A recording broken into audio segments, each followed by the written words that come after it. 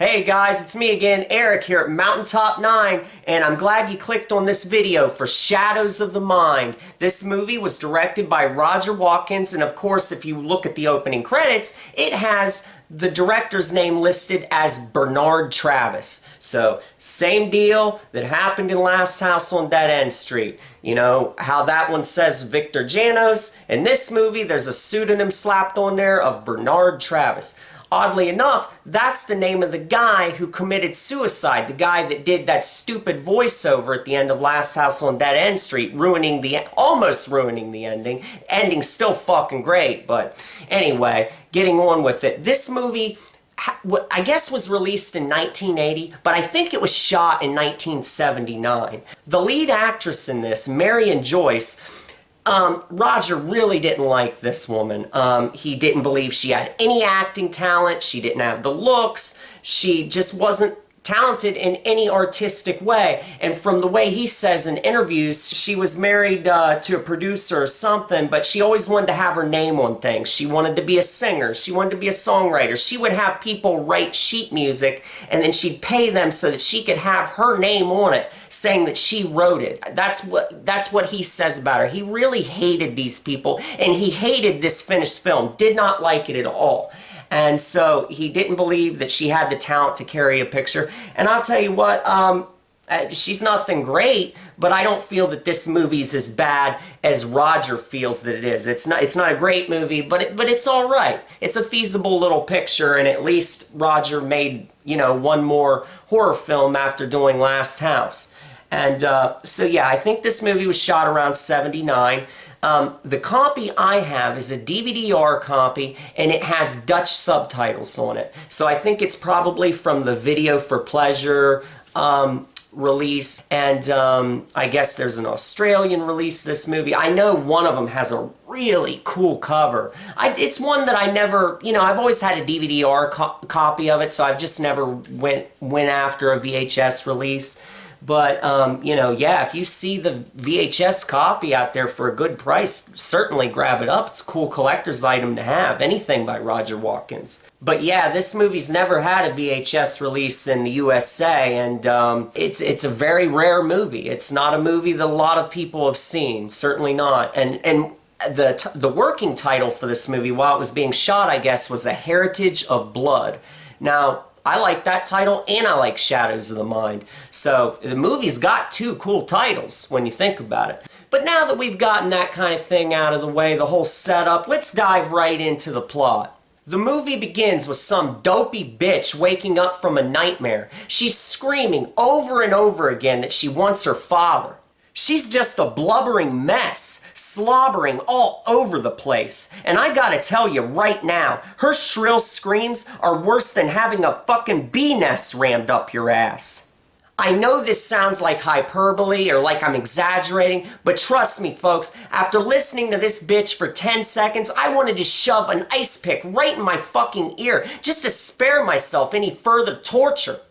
This Looney Tune is named Elise, and she's been locked up in a mental institution for the past 12 years, ever since her parents died in mysterious fashion out on a fucking boat.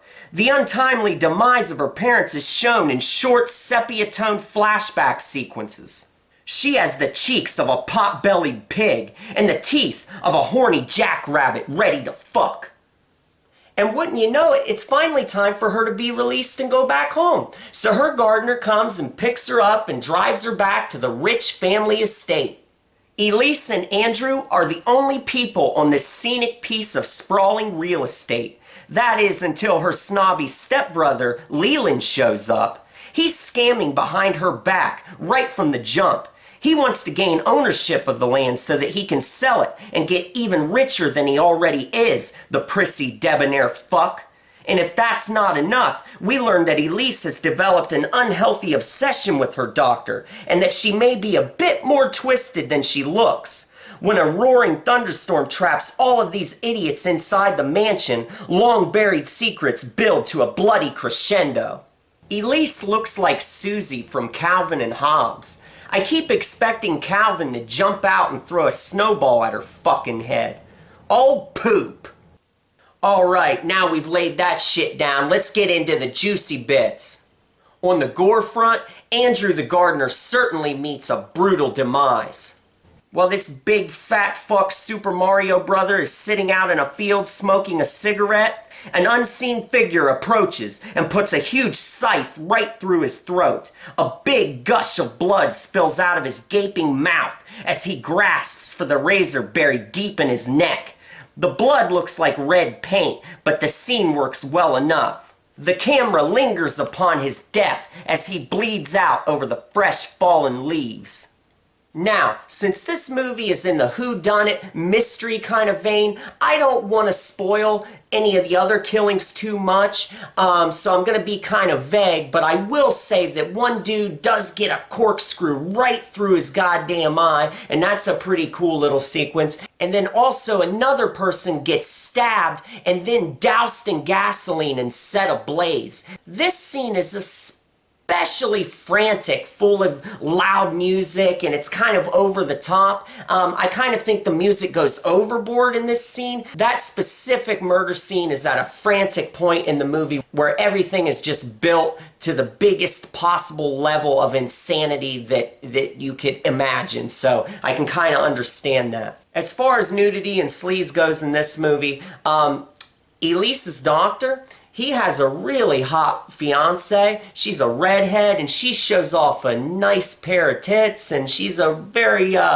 attractive woman. So if you're looking for that, that's about all you're going to get in this movie as far as that's concerned. You don't want to see this lead actress naked. That's not what this movie's all about, though. This movie is a suspense, thriller, mystery kind of thing. So a little bit more, trying to go for a little bit more of a classy vibe than Last House on Dead End Street, even though this movie comes nowhere near the greatness of that film. This movie, like I said, is just kind of mediocre. As far as atmosphere is concerned, Watkins had a very strong artsy streak in him, so he packs the movie with shifting color palettes, odd angles, and really tries to build an old dark house type atmosphere with long hallways and whispering voices. As far as the score is concerned, it is all over the place. It's one of those things where it's like, let's throw as much shit against the wall as we can and we'll just see what sticks. I mean, you've got a grand orchestral section, and then you've got a more stripped down piano motif that plays that actually wouldn't sound out of place in a Benji movie. I mean, that's kind of what it kind of reminded me of something that would be in a Benji movie. There's also a scene that has a flute playing over the audio track, and this flute, it just kind of reminds me of two songbirds flying through the air and then making love next to a bird bath, or maybe 69ing each other next to a bag of seeds. That's kind of the vibe I got from that wind instrument part. So it's not exactly good at building a horror atmosphere when you've got a fucking Jethro Tull type flute playing. But I will tell you, later on in the movie, it does develop a distinct horror tonality. A creepy vibe then begins to set in, and they finally get it right. So yeah, at least towards the end, the music finally began to take on a more horrific tone and something you'd want to hear in a terror film, not this happy birds flying through the fucking air and all that shit. It finally gets a little creepy towards the end. All in all, Shadows of the Mind, coming full circle, back to what I said at the beginning of the video. This movie was only created because the producer's wife wanted a vanity piece. She wanted to be the lead in a movie, so that's the whole reason this whole thing was even made, was so that this chick could say that she was a star in a movie. That's all it was made for. This movie has a certain amount of flaws. I mean, the pacing is definitely ponderous. The editing is jagged, and it's just kind of stilted. You know, the acting by the lead is just there. She's mediocre, Marion Joyce. The other guys, I think, turn in okay performances. There's not much for them to do. I mean, it's not like there's a lot of dialogue for them to spit out. This isn't fucking Goodfellas or something like that. You know, it's just your run-of-the-mill kind of 70s low-budget flick. It never really strives for anything great. It's just there. You know, Roger really wasn't into this film, and it shows. Now, like I said, with the music, how the music gets better towards the end, there's also some good lighting toward the end, some effective scenes in this house, a few good camera angles to add a nice level of suspense. Overall, Shadows of the Mind, if I was rating it out of 4 stars, I'd give it 2 stars out of 4. It's not terrible. I've seen much, much worse than this movie, and it's not great, obviously. It's not even really that good, but I would give it 2 stars. It's a fair movie. It's okay. It's an interesting curiosity piece. And yeah, guys, that basically sums up, you know, everything that I wanted to talk about for the most part in this Roger Watkins marathon. And if you watched this Shadows of the Mind review first, please go back and watch the Last House on Dead End Street video, because I had a lot to say in that one for that great movie. If you liked this video, please click like, leave me a comment, and if you're new to my channel, please subscribe. I've got a lot of great videos coming down the pike, and I've got a good back library of stuff for you to watch. So I hope you like horror films, because that's the specialty of this channel. And guess what? I'll see you guys next time.